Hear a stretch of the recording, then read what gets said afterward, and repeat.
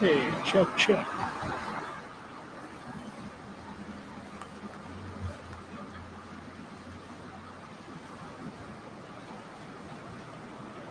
We live? I believe so. All right, if we are live, I just walked out. Looks like we're live. Hey, everybody, Nate Eaton here outside the Ada County Courthouse, windy Boise. We have just finished with opening arguments here at the courthouse. You can see people that were inside the courtroom are coming out. Opening statements, I should say. Opening statements kicked off this morning with Fremont County Prosecuting Attorney Lindsay Blake saying that this case is all about sex, money, and power. And she said that Lori Vallow Daybell would do anything in her power to get things out of the way so that she could be with Chad.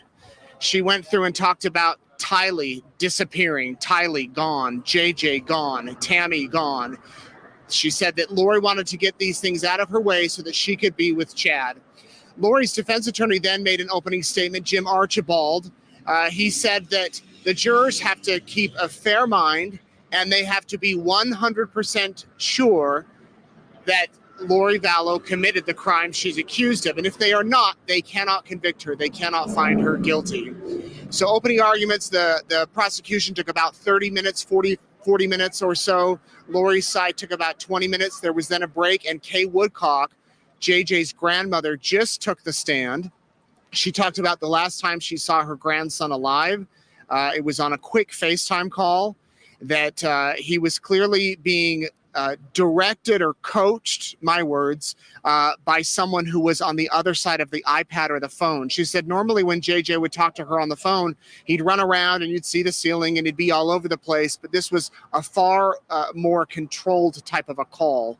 That's the last time she spoke with JJ. She said that after Charles died, she tried to make arrangements to get JJ home to see his father's memorial service. She booked a ticket to fly to Arizona, to fly back with JJ to Louisiana so that he could be there, and then to fly JJ back home, but that Lori never responded. So Kay is still on the stand, but we're taking a lunch break. She'll be back on the stand this afternoon. The courtroom is packed. Larry is in the courtroom, if you're wondering. Larry Woodcock, along with several other extended family members. Take a pen over here, Jordan. This is Lori's defense team. Walking across the street, zoom in if you can. You can see there being lots of media here covering them, following them. They're likely going over to the grocery store to have lunch and just stay on them there. Not a lot of places to eat around the Ada County Courthouse, I can tell you that. There's a Chick-fil-A up on the corner, and then there's a grocery store across the street. Why don't we show you the media contingency over here, Jordan? You can see that they have staked out here. There's media tents all over here. There's another media group on the other side of the courthouse. Lots of people here today because it was opening statements. I do want to say there were some gruesome moments this morning. We saw the remains of Tylee projected on a screen, and there wasn't much there. It looked like charred flesh, some bones, and that was about it. We saw JJ wrapped in plastic and duct tape. And at one point, we saw Tammy Daybell's autopsy photo after she was exhumed from her grave. And at one point, Lindsay Blake ended her statements by showing JJ's arm after he had passed, and it was wrapped in tape. We saw Tammy's arm, and then they cut to a picture of Lori and Chad holding hands on the beach with those malachite wedding rings, which have been in the news. And so that is what we have out here at the Ada County Courthouse. Again, we're in a lunch break. Lori has remained serious through most of the hearings. She has vigorously taken notes. She did look eye to eye with Kay at one point, and Kay looked at her. Larry Woodcock told me that during the break, Larry made eye contact with her 8 times during the morning session. She has shown no type of any real emotion as far as tears or anything. It's been a very somber day in the courtroom. I can describe the feeling as that. There are a lot of reporters in there. We all have our laptops out. We're all doing updates. And after the morning recess, apparently some jurors complained that it was too loud, all the typing. So we're trying to type quieter. But we're going to keep you posted. If you want to read the minute-by-minute updates, go to eastidahonews.com. We've got them on there. I'm tweeting about it. Pardon the typos. I'm typing very quick. We're trying to get it all covered for you. Lunch break will end at 12:45. We'll be back inside the courtroom. Yeah, come on up. Come on up, Jordan. Let's see who we have.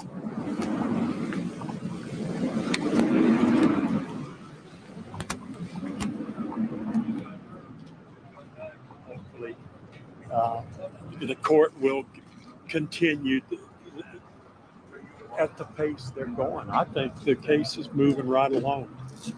I'm very proud of the court system, the lawyers, and I think it's been a fair and balanced court so far. What's your message for those that are, supporting you and your family? Thank you. It was all about where are the kids,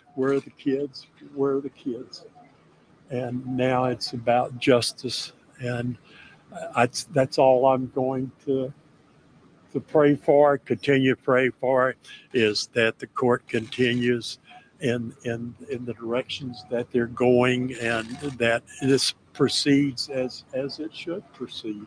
We want a fair and honest verdict, whichever way it goes. That's all we're asking for. Listen to the evidence and make a fair and honest verdict. Can't ask for any more than that. This is what this is all about. What was it like to see Lori in court today?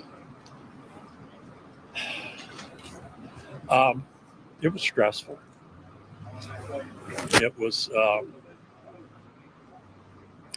It's what we expected. Nothing more, nothing less. And for that, what else can you ask for? Just give us a fair and just court. That's all we're asking for. Larry, you said you made eye contact with her 8 times before that morning recess. What was that like when she saw you? Did she keep her eyes fixed on you, or did she quickly look away? She looked away rather quickly. And I just wanted to look in her eyes. It's just that simple. I just wanted to just look in her eyes. And at this point, I'm not even asking why. Her why would never be justification. And so for that, I saw what I wanted to see. What did she seem like in there? What was her demeanor like to you? Irrelevant.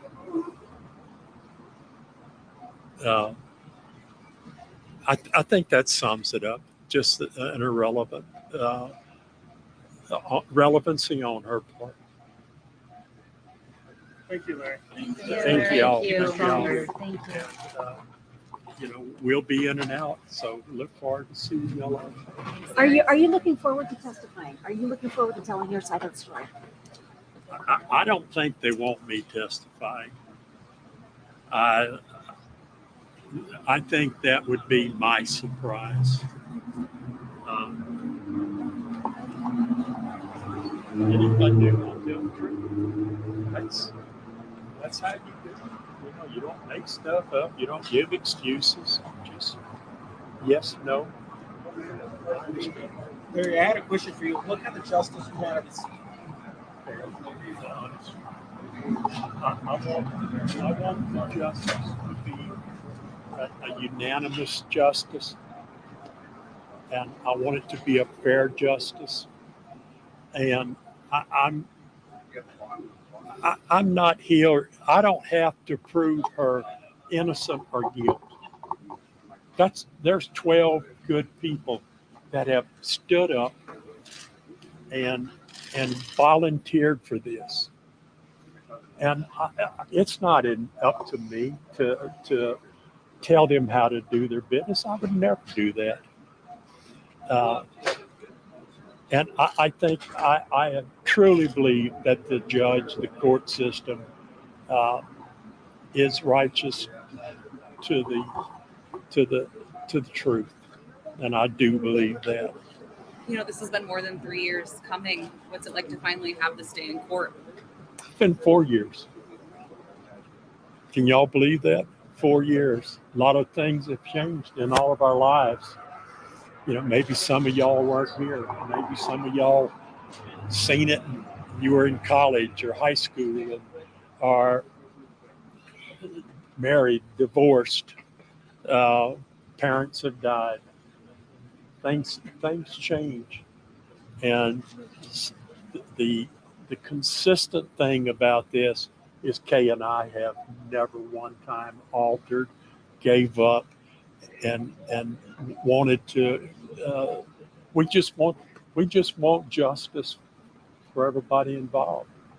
And if justice says that Lori's not guilty, you know, Lori's going to have to answer to somebody else. It won't be me.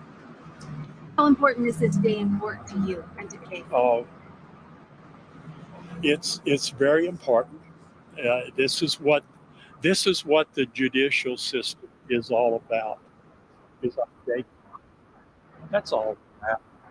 It's just give us our day in court. Let the truth be known.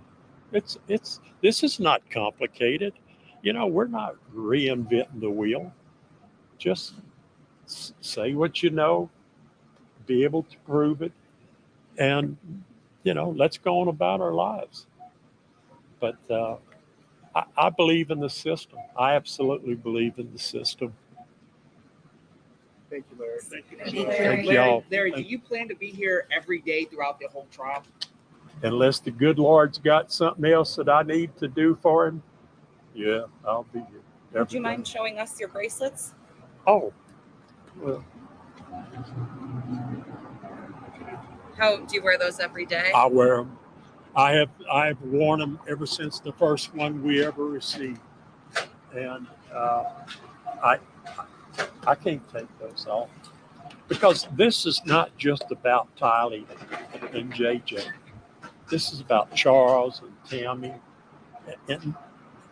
and others, and we know who those others are. So it's, you know, it's important. It's important for me, for myself, and for Kay that we all remember everybody in this. This was simply not the death of two children, and how this has affected everybody's life. I mean, it's just, you know, we just want justice. That's all. And I truly believe in the court system. I'm the biggest advocate of 12 jurors and a fair and honest judicial system. And I think we've got it. I really do. And let's just continue that this will continue this way, and that everybody is just speak the truth. That's all it's all about. Anything else? Thank you. Thank you. Thank you, Larry, so much. Let's go have a beer. All right, everybody, we're still live. Jordan.